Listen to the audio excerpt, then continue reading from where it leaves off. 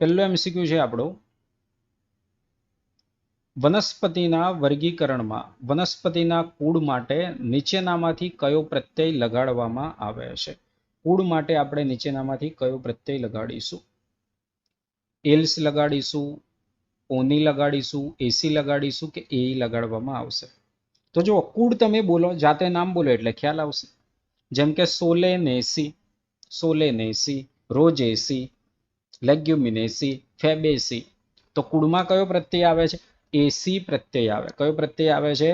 એસી પ્રત્યય કુળની અંદર આવે છે. તો કુળમાં પ્રત્યય કયો આવવાનો છે? આપણે એસી પ્રત્યય આવવાનો છે. આના સિવાય પણ બીજા જે પ્રત્યય છે, હું પ્રત્યય અહીંયા લખી દઉં છું. આપણને અહીંયા જે જગ્યા આપેલી છે, આ જગ્યાની અંદર હું બાકીના પણ પ્રત્યય લખી દઉં એટલે તમને ખ્યાલ આવી જાય. માની લો કે આપણે વિભાગ છે, તો વિભાગની પ્રત્યય આપણે લાગવાનો છે પ્રત્યય ફાઈટા. કયો પ્રત્યય લાગશે?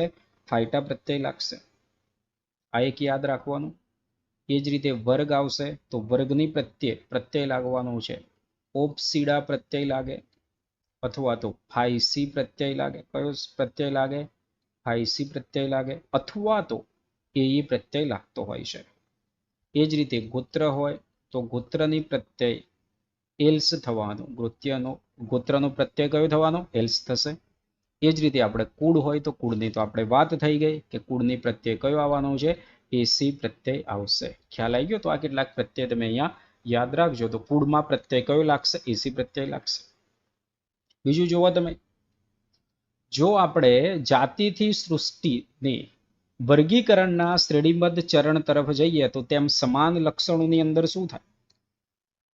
સમાન લક્ષણોમાં શું થાય? જાતિથી સૃષ્ટિ તરફ જવામાં આવે, આપણે વાત કરીએ જાતિથી સૃષ્ટિ તરફ, જોડે તમારે બુકમાં પણ જોવાનું છે એટલે તમને ખબર પડશે કે ભાઈ વર્ગીકરણની જે કક્ષા તમને આપેલી છે, તો આપણે જ્યારે જાતિથી સૃષ્ટિ તરફ જઈએ તો સમાન લક્ષણો જે આવેલા છે એ સમાન લક્ષણો સંખ્યા શું થતી હોય છે? ઘટતી જતી હોય છે. શું થવાની છે? ઘટતી જતી હોય છે, ઘટશે. અને એનાથી ઉલટું, સૃષ્ટિથી જાતિ તરફ, નીચેની તરફ આપણે આવીશું, સૃષ્ટિથી જાતિ તરફ આવવામાં આવશે તો સમાન લક્ષણોની જે સંખ્યા છે એની અંદર શું થવાનો છે? વધારો થવાનો છે. આગળ, વનસ્પતિ ઉદ્યાન અને પ્રાણી ઉદ્યાનોમાં શું હોય છે?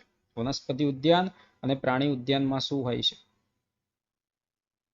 ફક્ત સ્થાનિક જાતિઓનો સંગ્રહ, ફક્ત બહારની જાતિનો સંગ્રહ, સ્થાનિક અને બહારની જીવંત જાતિઓનો સંગ્રહ, ફક્ત સ્થાનિક વનસ્પતિઓ અને પ્રાણીનો સંગ્રહ.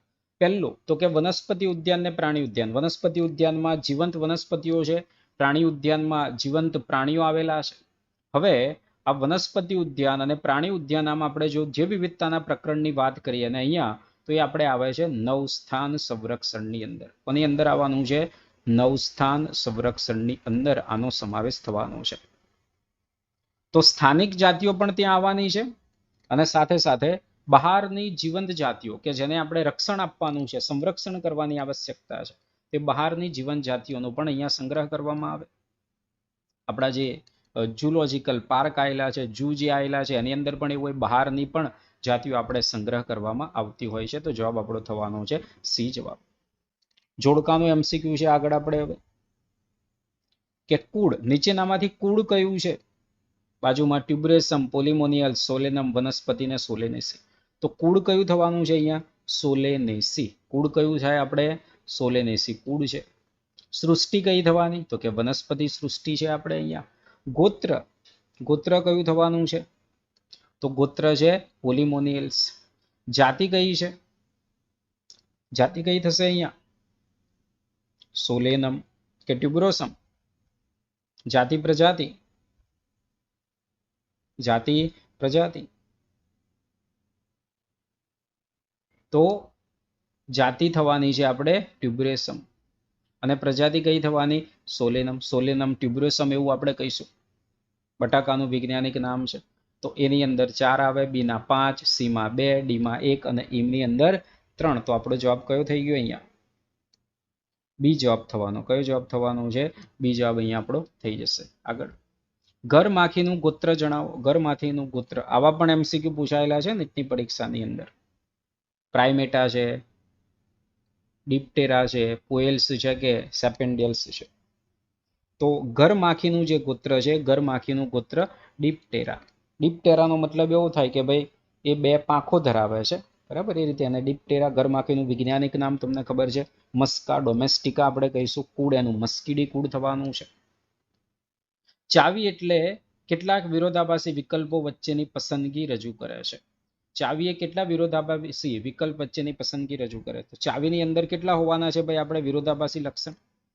એક હશે, બે હોય, ચાર હોય કે આઠ હોય. તો કેટલા હોવાના? બે હોવાના. એક સરળ ચાવી આપણે તૈયાર કરીએ વનસ્પતિ માટે, બરાબર. પહેલું વિધાન એક આવી જાય કે ભાઈ જમીન ઉપરની વનસ્પતિ, જલજ વનસ્પતિ. તો વિરોધાભાસી બંનેમાંથી એકની આપણે પસંદગી કરવાની થશે. કોષીય અંગિકાઓના ગુણધર્મ તેમાં રહેલા ખાલી જગ્યા ઘટકો વચ્ચેની આંતરક્રિયાનું પરિણામ છે. કોના લીધે છે? તો આણ્વીય ઘટકો વચ્ચેની આંતરક્રિયાનું પરિણામ છે. કોના લીધે? આણ્વીય ઘટકો, બરાબર. પરમાણુઓ, અણુઓ, અણુઓથી અંગિકા, અંગિકાથી કોષો, પેશી, પેશીતંત્ર, અંગ, અંગતંત્ર અને દેહનું નિર્માણ થવાનું છે. વર્ગક એટલે શું? વર્ગક આપણે કોને કહેવામાં આવે છે? તો વર્ગક એટલે શું થવાનું છે? વર્ગક એટલે જૂથ થવાનું. વર્ગક એટલે શું થવાનું છે? જૂથ થવાનું. સંબંધિત કુળનો સમૂહ, સંબંધિત જાતિઓનો સમૂહ કહેવાયશું, સજીવનો પ્રકાર કહીશું, કે વર્ગીકરણ જૂથનું કોઈ પણ સ્થાન. વર્ગીકરણ જૂથનું કોઈ પણ સ્થાન એને આપણે વર્ગક એવું કહેવાય. શું કહેવાય? વર્ગક એવું કહેવાય. વનસ્પતિઓનું કોઈ પણ જૂથ છે, કુળ આવેલું હોય તો એને પણ આપણે આ રીતે વર્ગક કહી શકતા હોઈએ છીએ, બરાબર. તો જૂથ માટે શબ્દ આપણે વર્ગક ઉપયોગમાં લેવામાં આવે છે. આગળ, નીચેનામાંથી કોણ જે તે વિસ્તારમાં જોવા મળતી જાતિઓના નામની ઓળખ માટેની આપણને માહિતી આપે છે? જે તે વિસ્તારમાં જોવા મળતી જાતિઓ માટેની જે ઓળખ આપશે એ કોણ આપશે? પરિચય પુસ્તિકા, યાદી, લઘુ પુસ્તિકા કે પદ્ધતિસરની સૂચિ? તો જે તે વિસ્તારની અંદર જે આપણને માહિતી જે મળવાની છે એ કોના દ્વારા મળવાની છે ભાઈ? પરિચય પુસ્તિકા દ્વારા. કોના દ્વારા મળશે? પરિચય પુસ્તિકા દ્વારા, મેન્યુઅલ્સ દ્વારા જે તે વિસ્તારમાં જોવા મળતી જાતિઓની ઓળખ મળશે. ઇન્ડિયન બોટનિકલ રિસર્ચ ઇન્સ્ટિટ્યૂટ ભારતમાં કઈ જગ્યાએ છે?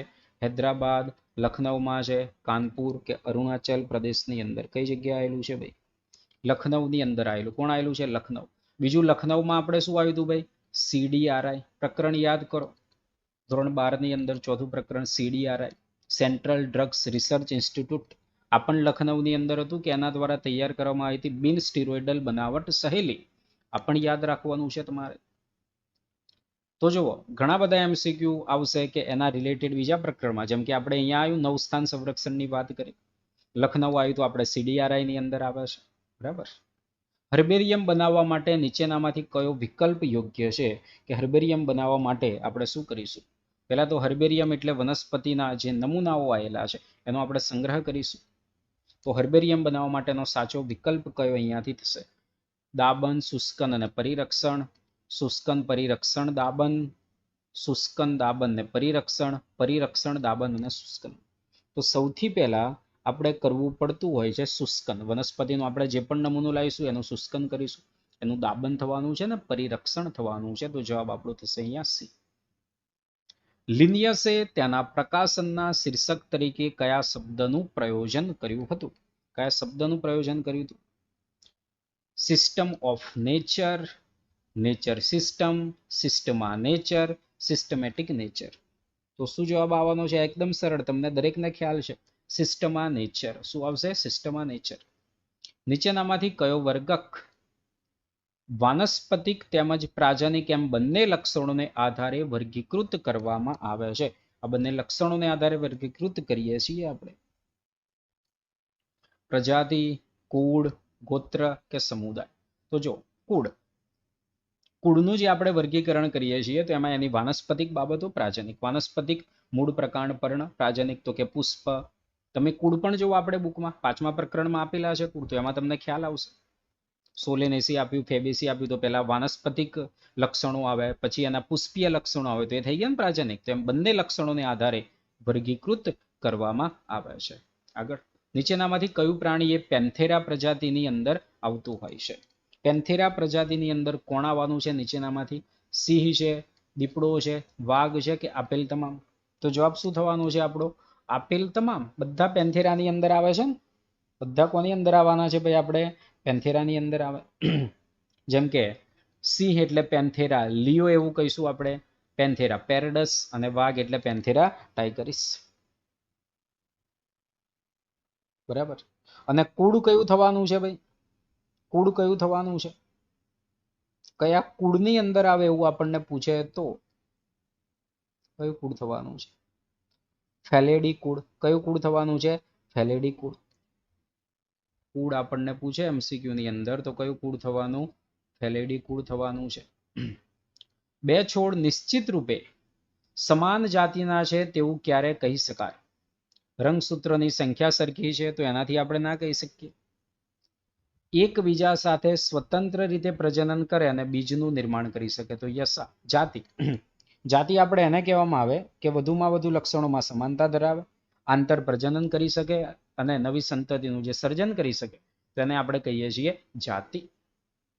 સાચો ક્રમ, વર્ગીકરણની જે શ્રેણી છે એનો સાચો ક્રમ, તો સાચા ક્રમની અંદર પહેલા આપણને ખ્યાલ છે કે પહેલા કોણ આવશે? જાતિ. તો જો જાતિ તો છે જ બધામાં. જાતિ પછી કોણ આવશે? પ્રજાતિ. પ્રજાતિ પછી કોણ આવવાનું છે? કુળ. તો જો ઓપ્શન સી અને ડી માં કુળ સુધી આપણે પહોંચી ગયા. કુળ પછી કોણ આવે? કુળ પછી ગોત્ર આવશે, ગોત્ર પછી વર્ગ, વર્ગ પછી વિભાગ અને સૃષ્ટિ. તો અહીંયા કુળ તો આવ્યું પણ પછી સમુદાય આપી દીધેલો છે. આ ભૂલ થઈ ગઈ ને? એટલે જવાબ આપણો શું થવાનો છે? સી જવાબ થશે. ICBN નું પૂર્ણ નામ જણાવો. ICBN નું પૂર્ણ નામ જણાવો. ICBN નું પૂરું નામ શું છે? International code for bionomical nomenclature, international code for botanical nomenclature, Indian code of botanical nomenclature, Indian congress of botanical name. તો શું થવાનું? આ તો એકદમ સરળ નામ છે ભાઈ, તમને ખબર છે. International code for botanical nomenclature, international code for botanical nomenclature. હવે જો ઘણીવાર એમસીક્યુમાં ફોરની જગ્યાએ ઓફ આપી દે. શું આપી દે? ફોરની જગ્યાએ ઓફ આપી દે. તો આ જોવું પડે.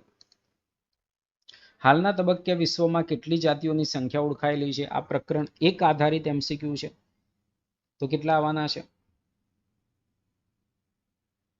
1.5 થી 1.7 મિલિયન, 1.6 થી 1.9 મિલિયન, 1.7 થી 1.8 લાખ, 1.8 થી 1.12 લાખ. લાખ વાળું તો કોઈ આવવાનું નથી. હવે અહીંયા આપણે સુધારો કરવો પડે. 1.7 થી 1.8 મિલિયન. શું આવશે? મિલિયન. ઘણાને જૂની બુક હશે તો એમાં પણ આ રીતે ભૂલ કરેલી છે. ઋતુકીય સજીવોમાં પ્રજનન પર કયું પરિબળ અસર કરે છે? પ્રકાશ અસર કરે, પાણી અસર કરે, પ્રકાશ અવધિ કે આપેલ તમામ? કયા અસર કરવાના છે? તો જો પ્રકાશ અવધિ અસર કરે છે ને ઋતુકીય સંવર્ધકો. વનસ્પતિ આપણે લઘુ દિવસી, દીર્ઘ દિવસી, તટસ્થ દિવસી. સજીવોના અર્થકારક જૂથ વહેંચણી કરવાની જે પદ્ધતિ છે એ પદ્ધતિને આપણે શું કહેવામાં આવે છે? કક્ષા કહીશું, વર્ગક કહીશું, વર્ગીકરણ કે શ્રેણી? તો શું કહીશું આપણે? વર્ગીકરણ. ટેક્સોનોમી. ચોક્કસ નિયમોને અનુસરીને જૂથની વહેંચણી કરીએ તો એને કહેવામાં આવશે વર્ગીકરણ. દીપડાની પ્રજાતિ કઈ છે? પેન્થેરા ટાઇગરિસ, પેન્થેરા પેરડસ, પેન્થેરા લિયો, થેલિસ સ્પીસીસ. તો પેન્થેરા પેરડસ આવવાનું છે. પેન્થેરા ટાઇગરિસ વાઘ થશે, પેન્થેરા લિયો. અને વાઘ જે આપણે પાછા જો યાદ રાખો આવું એમસીક્યુમાં જે પેલા લુપ્ત થઈ ગયેલા જે વિવિધતાની અંદર આવે છે, બાલી જાવાન અને કાસ્પિયન. બરાબર. તો આ જે લુપ્ત થઈ ગયેલા જે આવે છે એ પણ તમારે યાદ રાખવું. ચોક્કસ નિયમોને અનુસરીને નામ આપવાની જે પદ્ધતિ છે જેને આપણે શું કહેવામાં આવે છે? ઓળખ વિધિ કહીશું, વર્ગીકરણ કહીશું, નામકરણ કહીશું, વર્ગક કહીશું. તો અહીંયા આપણે ચોક્કસ નિયમોને અનુસરીને જે વર્ગીકરણ નામ આપવામાં, વર્ગીકરણ નહીં નામ આપવામાં આવે તેને શું કહીએ છીએ આપણે? નામકરણ તરીકે ઓળખવામાં આવે છે. નીચેનામાંથી કયા સજીવ વંદ્ય છે? ખચ્ચર, કામદાર માખી, વંદ્ય માનવ યુગલ, આપેલ તમામ. તો બધા જ કેવા છે? અહીંયા વંદ્ય છે. હવે જુઓ આ ખચ્ચર. ખચ્ચર કોનું છે ભાઈ? ખચ્ચર કોના ઉદાહરણમાં આવે? આપણે આંતરજાતીય સંકરણમાં. ખચ્ચર કોની અંદર આવે છે? આંતરજાતીય સંકરણની અંદર.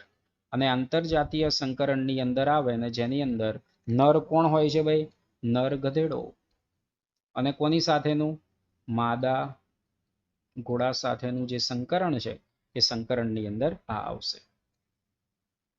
ઈસ્ટ અને હાઇડ્રા જેવા સજીવોમાં શાના દ્વારા પ્રજનન થતું હોય છે? પુનઃસર્જન દ્વારા થાય, કલિકા સર્જન દ્વારા થાય, અલિંગી બીજાણુ દ્વારા કે અવખંડન દ્વારા? તો ઈસ્ટ અને હાઇડ્રામાં કોના દ્વારા થવાનું છે? કલિકા સર્જન દ્વારા થાય. એ જ રીતે આપણે વાદળીમાં પણ આવે છે ધોરણ 12 ની અંદર. વાદળીમાં જે આપણે અંતઃકલિકા બને છે, વાદળીમાં શું બને છે? અંતઃકલિકા, જેને આપણે કહેવામાં આવે છે જેમ્યુલ્સ. શું કહીશું? જેમ્યુલ્સ. તો યાદ રાખો. નીચેનામાંથી કયા વિધાન જે આપેલા છે વિધાન સાચા છે? બરાબર. કદ અને સંખ્યામાં થતો વધારો એ વૃદ્ધિના પૂરક લક્ષણ છે. તો આ વિધાન કેવું થાય ભાઈ? સાચું વિધાન છે. વનસ્પતિઓમાં વૃદ્ધિ કોષ વિભાજન દ્વારા જીવન પર્યંત રહે. સાચું છે. કેમ વનસ્પતિની અંદર વૃદ્ધિ જીવન પર્યંત થતી હોય છે? કારણ કે વનસ્પતિની અંદર આવેલી હોય છે વર્ધનશીલ પેશી. અગ્રીય વર્ધનશીલ પેશી ખબર છે, પાર્શ્વીય વર્ધનશીલ પેશી ખબર છે. પાર્શ્વીય વર્ધનશીલ પેશીથી દ્વિતીય વૃદ્ધિ થાય, પ્રકાંડનો ઘેરાવો વધવાનો, આ આપણને ખ્યાલ છે. પ્રાણીઓમાં વૃદ્ધિ જીવન પર્યંત ચાલે, આ ખોટું છે. વનસ્પતિઓમાં વૃદ્ધિ ચોક્કસ ઉંમર સુધી જોવા મળે, આ ખોટું છે. તો અહીંયા આપણા એ અને બી વિધાન જે છે, એ અને બી વિધાન સાચા હશે. આગળ, ફંગસ સેલ્યુલોઝનું બંધારણ. ફંગસ સેલ્યુલોઝ એટલે આપણે કાઇટિન. ફંગસ સેલ્યુલોઝ શું કહીએ છીએ આપણે? કાઇટિન, કે જેને આપણે ફંગસ સેલ્યુલોઝ કહેવામાં આવે છે. તો કાઇટિનની સાથે આવવાનું છે પોલિસેકેરાઇડ. કાઇટિનની સાથે કોણ આવવાનું છે? પોલિસેકેરાઇડ. તો કાઇટિન એકલું થઈ ગયું, સેલ્યુલોઝ તો નથી આવવાનું. કાઇટિન અને પોલિસેકેરાઇડ શું થવાનું?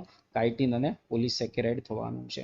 જે અણુના પ્રકરણમાં પણ આપણને આપેલું છે ને ભાઈ, કાઇટિન પોલિસેકેરાઇડ ની અંદર આવે છે, જટિલ પોલિસેકેરાઇડ.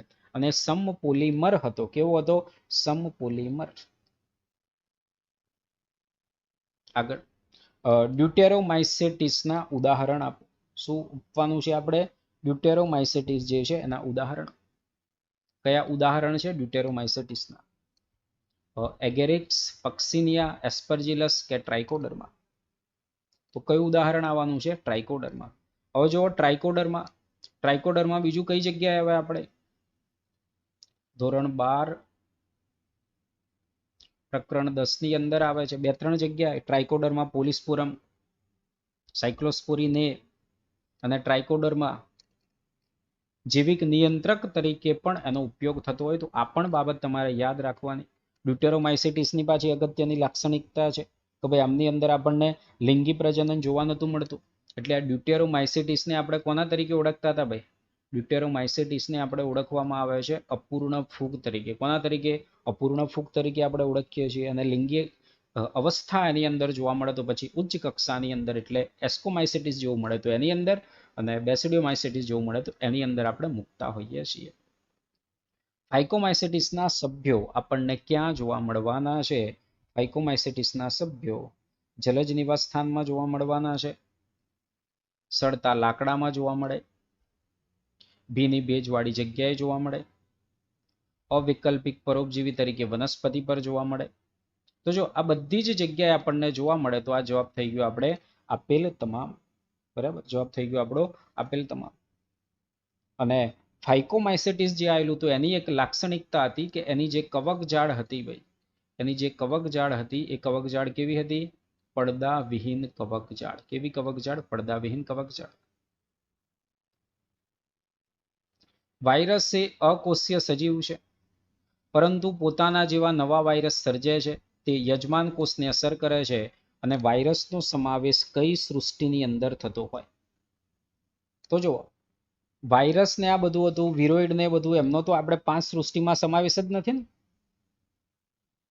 5 સૃષ્ટિમાં છેલ્લે શરૂ થયું ત્યારે આપેલું છે આપણને. વાયરસ, વિરોઇડ, પ્રિયોન છે, અકોષીય સજીવો, તેમજ લાઇકેન. આ લાઇકેનનો પણ સમાવેશ આપણે 5 સૃષ્ટિમાં થતો નથી. તો જવાબ આવશે એક પણ નહીં. મોનેરામાં એક કોષીય આદિકોષ કેન્દ્રીય, પ્રોટિસ્ટાની અંદર એક કોષીય સુકોષ કેન્દ્રીયનો સમાવેશ થાય છે. આગળ, ફૂગના લિંગી ચક્રમાં પ્રસંગોનો સાચો ક્રમ.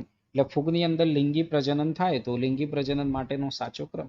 સૌથી પહેલા ફૂગની અંદર શું થવાનું છે ભાઈ? જીવરસનું સંયુગ્મન થાય. સૌથી પહેલા જીવરસનું સંયુગ્મન થાય. તેવો ઓપ્શન તો એક જ છે, જીવરસનું સંયુગ્મન. પ્લાઝ્મોગેમી એવું કહીએ આપણે. અચલિત હોય ચલિત જન્યુઓ આવે એ ભેગા થવાના છે જીવરસ એમનો. પછી કોષ કેન્દ્રનું સંયુગ્મન કેરિયોગેમી થતું હોય છે અને પછી થાય છે અર્ધીકરણ. વાયરસ અને વિરોઇડ વચ્ચેનો તફાવત શું છે? વિરોઇડમાં પ્રોટીન આવરણનો અભાવ હોય છે. વિરોઇડમાં પ્રોટીન આવરણનો અભાવ હોય છે. વાયરસમાં ઓછો અણુભાર ધરાવતું આરએનએ, પરંતુ વિરોઇડમાં તેનો, આ ખોટું છે, આ તો નથી કે સાચું છે? વિરોઇડમાં પ્રોટીન આવરણનો અભાવ, કેપ્સિડ આવેલું હોતું નથી. જવાબ થશે આપણો એ જવાબ થશે. માઇક્રોબાયોન્ટ અને ફાઇકોબાયોન્ટ વચ્ચેનું જે જોડાણ, એ જોડાણને આપણે શું કહીએ ભાઈ? માઇકોરાઇજા નહીં. માઇકોરાઇજા તો ઉચ્ચ કક્ષાની વનસ્પતિનું મૂળ અને ફૂગનું સહજીવન. મૂળ પણ નહીં આવે તો શું આવશે? લાઇકેન. સાથે આપણે પ્રદૂષણના સૂચક તરીકે પણ લાઇકેન આવે છે. આગળ, કોન્ટેજિયમ વિવમ ફ્લુઇડ પ્રવાહી કોના દ્વારા સૂચવવામાં આવેલું છે? કોન્ટેજિયમ વિવમ ફ્લુઇડ કોના દ્વારા સૂચવવામાં આવેલું છે?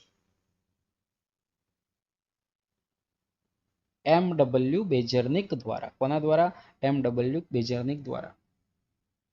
આપ્યું હતું ને, ચેપકારક જીવંત રસાયણ. ચેપકારક જીવંત રસાયણ એમ.ડબલ્યુ. બેઝર્નિક દ્વારા.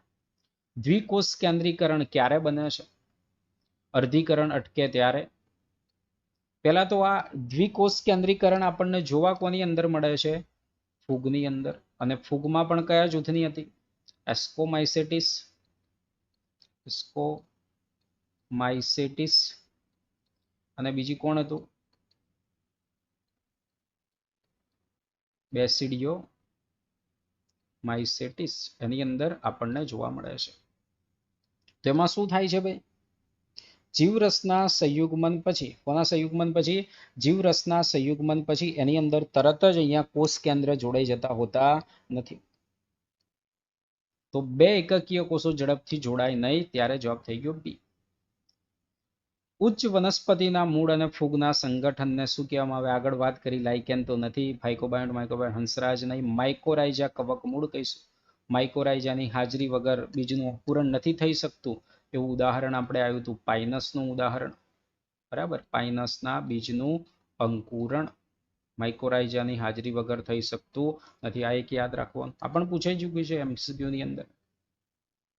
ખારા પાણીમાં વસતા સજીવને શું કહેવાય? મિથેનોજન્સ, હેલોફિલ્સ, હેલોફાઇટ્સ, થર્મોએસિડોફિલ્સ. તો શું કહીશું? હેલોફિલ્સ. મિથેનોજન કોના માટે હતા? મિથેન ના ઉત્પાદન માટે. પ્રાણીઓની અંદર પણ આવેલા છે. અને થર્મોએસિડોફિલ્સ ગરમ પાણીના જરાની અંદર છે. કોની અંદર? ગરમ પાણીના જરાની અંદર આવેલા છે આપણે થર્મોએસિડોફિલ્સ. લિનિયસ દ્વારા કઈ વર્ગીકરણ પદ્ધતિ સૂચવવામાં આવેલી છે? વનસ્પતિ સૃષ્ટિ, પ્રાણી સૃષ્ટિ, વનસ્પતિ અને પ્રાણીઓને સમાવતી દ્વિસૃષ્ટિ વર્ગીકરણ કે એક પણ નહીં? તો જો લિનિયસ દ્વારા જે સૂચવવામાં આપણને આવેલી છે એ દ્વિસૃષ્ટિનું વર્ગીકરણ. લિનિયસ દ્વારા કયું છે ભાઈ? દ્વિસૃષ્ટિનું વર્ગીકરણ આપણને સૂચવવામાં આવેલું છે. દ્વિસૃષ્ટિ વર્ગીકરણ છે. બેન્થમ ને હુકર દ્વારા આપણને કુદરતી વર્ગીકરણ પદ્ધતિ આપવામાં આવેલી છે. આર.એચ. વિટેકર દ્વારા 5 સૃષ્ટિનું વર્ગીકરણ આપવામાં આવેલું છે. અને કાર્લ વ્યુઝ દ્વારા જે આપણે ત્રિક્ષેત્રીય વર્ગીકરણ કહેવામાં આવે, ત્રિક્ષેત્રીય વર્ગીકરણ, અથવા તો એને આપણે કહીએ છીએ 6 સૃષ્ટિનું જે વર્ગીકરણ છે એ કાર્લ વ્યુઝ દ્વારા આપવામાં આવેલું છે. આગળ તો જો બધું જ આવી ગયું અહીંયા આપણે. આર.એચ. વિટેકરે કઈ વર્ગીકરણ પદ્ધતિ?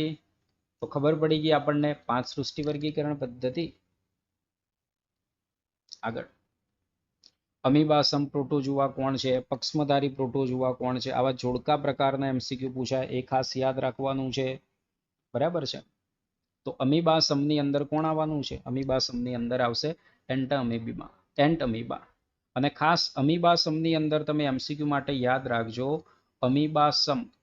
અમીબાસમની અંદર આપણને આપેલું હતું કે ભાઈ જે સ્વરૂપ ખારા પાણીના સભ્યો, એના ખારા પાણીના જે સભ્યો આવેલા છે એ સભ્યો કોનું આવરણ ધરાવતા હતા ભાઈ? સિલિકાનું આવરણ ધરાવે. કોનું આવરણ ધરાવે? સિલિકાનું આવરણ ધરાવે છે. આ એમસીક્યુ માટે યાદ રાખવાનું છે. પક્ષમધારીની અંદર કોણ આવશે? પેરામિસિયમ. તો પેરામિસિયમમાં એક તો 2 કોષ કેન્દ્ર જોવા મળે એવું તો પૂછાયેલું છે. આ સિવાય હવે નવો કોઈ શબ્દ પૂછાઈ શકે તો જુઓ, ગુલેટ શબ્દ. શું શબ્દ છે? ગુલેટ શબ્દ. તો આ શબ્દ ખાસ તમારે પેરામિસિયમમાં યાદ રાખવાનો છે. બીજાણુધારી પ્રોટોજુઆ, તો પ્લાઝમિડ આના પણ એમસીક્યુ પૂછાયેલા છે. અને કસાધારી ટ્રિપેનોસોમા, ઉગવાની બીમારી આફ્રિકન સ્લીપિંગ સિકનેસ, આ પણ એમસીક્યુ ની અંદર પૂછાઈ ચૂકેલું છે. બરાબર, તો આ રીતે એનો જવાબ અહીંયા થઈ જશે. ખ્યાલ આવી ગયો જોડકાનો જવાબ. ચલો આગળ. નીચે આપેલ આકૃતિ શેની છે? બેક્ટેરિયોફેજની છે ભાઈ, કે ટીએમવીની છે, એચઆઈવીની છે, ઇન્ફ્લુએન્ઝાની છે? તો કોની આકૃતિ છે આ? ટીએમવીની, ટોબેકોમોઝેક વાયરસની આ આકૃતિ છે. અને એની અંદર જે ગોઠવણી થયેલી છે ભાઈ, આપણું જે કેપ્સિડ કેપ્સોમિયર જે આવેલું છે, તો અહીંયા ગોઠવણી કેવી રીતે થયેલી છે? કુંતલીય ગોઠવણી. કેવી ગોઠવણી કહીશું? કુંતલીય ગોઠવણી. જ્યારે બહુફલકીય ગોઠવણી, કુંતલીય ગોઠવણી ટીએમવી ની અંદર થવાની. જ્યારે બહુફલકીય જે ગોઠવણી છે એ બહુફલકીય ગોઠવણી કોની અંદર થવાની? બેક્ટેરિયોફેજની અંદર થવાની. કોની અંદર? બેક્ટેરિયોફેજમાં. આગળ. મનુષ્યમાં કયો રોગ પ્રિયોન દ્વારા થવાનો છે? પ્રિયોન દ્વારા થતી જે બીમારી છે કઈ છે? CR Jacob disease, mad cow disease, elephantiasis, amoebiasis. તો શું થવાનું છે ભાઈ? સીઆર જેકોબ ડિસીઝ થશે. અને પ્રાણીની અંદર જે થતું હતું એ નામ હતું એની મેડકાઉ ડિસીઝ. નીચેનામાંથી કયો વિકલ્પ સારા પ્રદૂષણ સૂચક માટે સાચો છે? તો ભાઈ પ્રદૂષણના સૂચક તરીકે કોણ આવશે? લીલ આવશે, ફૂગ આવશે, લાઇકેન, ત્રિઅંગી. તો પ્રદૂષણના સૂચક તરીકે કોણ છે? લાઇકેન છે પ્રદૂષણના સૂચક તરીકે. ઉદ્વિકાસના પ્રકરણમાં પણ આપણે આવેલું છે પ્રાકૃતિક પસંદગીની અંદર. કઈ ફૂગ એ એક કોષીય છે? ટ્રાઇકોફાઇટોન, ટ્રાઇકોડર્મા, પક્સિનિયા. જો પક્સિનિયા તો નથી, પણ પક્સિનિયાના એમસીક્યુમાં આપણે શું યાદ રાખતા હોઈએ છીએ ભાઈ? ઘેરુની બીમારી કરે છે ને, પક્સિનિયા માટે એક એમસીક્યુ યાદ રાખજો તમે, ઘઉંમાં ઘેરુની બીમારી કરે છે. અને ઈસ્ટ જવાબ આવશે. આપણો જવાબ સાચો કયો થવાનો છે? ઈસ્ટ જવાબ થશે. રાઈના પર્ણો પર જોવા મળતા સફેદ ટપકા એ કયા સજીવના કારણે આપણને જોવા મળતા હોય છે? વાયરસના લીધે, બેક્ટેરિયાને લીધે, પરોપજીવી ફૂગના લીધે, કે એક કોષીય લીલના લીધે? કોના લીધે આપણને જોવા મળે છે? તો કોના લીધે? પરોપજીવી ફૂગ. અને પરોપજીવી ફૂગનું નામ શું છે? આલ્બ્યુગો. પરોપજીવી ફૂગનું નામ શું છે? આલ્બ્યુગો નામ છે. શું નામ છે? આલ્બ્યુગો નામ છે. નીચેનામાંથી કયો સજીવ કે જે ઉચ્ચ કક્ષાની વનસ્પતિઓમાં હાજર હોય તેવા રંજક દ્રવ્યો સાથે એકરૂપતા ધરાવે છે? ડાયનોફ્લેજેલેટ, યુગ્લિના, સ્લાઇમ મોલ્ડ કે પેરામિસિયમ? તો જવાબ શું આવવાનો છે આનો? આપણે જવાબ થશે યુગ્લિના. શું જવાબ થશે? યુગ્લિના જવાબ. બીજું યુગ્લિનોઇડના જે કેટલાક વિધાન તમને આપેલા છે ખાસ યાદ રાખજો ભાઈ. સ્થગિત પાણીની અંદર જોવા મળે છે. કોની અંદર? સ્થગિત પાણીમાં જોવા મળે. આ ખાસ યાદ રાખજો. એને જે કસા આવેલી છે, એક લાંબી છે, એક ટૂંકી કસા યાદ રાખજો. કોષ દિવાલ આવેલી નથી હોતી. છાદી જે આપણે કહીએ છીએ, જેને પેલિકલ એવું કહેવામાં આવે છે ઇંગ્લિશમાં, તો આ પણ એમસીક્યુ માટે યાદ રાખજો. આગળ. ડાયનોફ્લેજેલેટની કોષ દિવાલની બહારની સપાટી પર શેની તકતીઓ આવેલી હોય છે? કાઇટિનની, એમિનો એસિડની, સ્ટાર્ચની કે સેલ્યુલોઝની? તો શેની તકતી આવેલી હોય છે ભાઈ? સેલ્યુલોઝની તકતી આવેલી છે. ડાયનોફ્લેજેલેટ બે કસા આવેલી છે. રતાસ્પર્ધી ભરતી ઓટ માટે કોણ જવાબદાર? ડાયનોફ્લેજેલેટ યાદ રાખવાનું છે. બે કસામાં એક આયામ રીતે આવેલી છે, બરાબર છે, અને એક તકતીની અંદર આડી ગોઠવાયેલી હોય છે, અનુપ્રસ્થ રીતે આવેલી હોય છે. મહાસાગરના મુખ્ય ઉત્પાદકો કોણ? આવું પણ પાછલા વર્ષોમાં પૂછાયેલું છે. પ્રાણી પ્રવલ્ક છે, નાની માછલીઓ, ડાયટમ્સ કે સાયનોબેક્ટેરિયા? તો કોણ આવશે? ડાયટમ્સ મહાસાગરોના મુખ્ય ઉત્પાદકો છે. ક્રિસોફાઇટ્સ. એના એમસીક્યુ વારંવાર ઘણા પૂછાયેલા છે. યોગ્ય જોડકા જોડવાના છે. અહીંયા આપણે આંબાનું વૈજ્ઞાનિક નામ શું થવાનું છે? મેન્જીફેરા ઇન્ડિકા થવાનું છે. બટાકાનું નામ શું થવાનું છે? સોલેનમ ટ્યુબ્રેસમ થવાનું છે. સિંહનું થવાનું છે પેન્થેરા લિયો. દીપડાનું પેન્થેરા પેરડસ થવાનું છે. આગળ. હોમો, મસ્કા, મેન્જીફેરા અને ટ્રિટિકમ. તો હોમો શું થવાનું છે ભાઈ? આપણે હોમો સસ્તનની અંદર, મસ્કા કીટકની અંદર, મેન્જીફેરા દ્વિદળીની અંદર, અને ટ્રિટિકમ કોની અંદર થવાનું છે? એક દળીની અંદર થવાનું છે. ક્લિયર છે?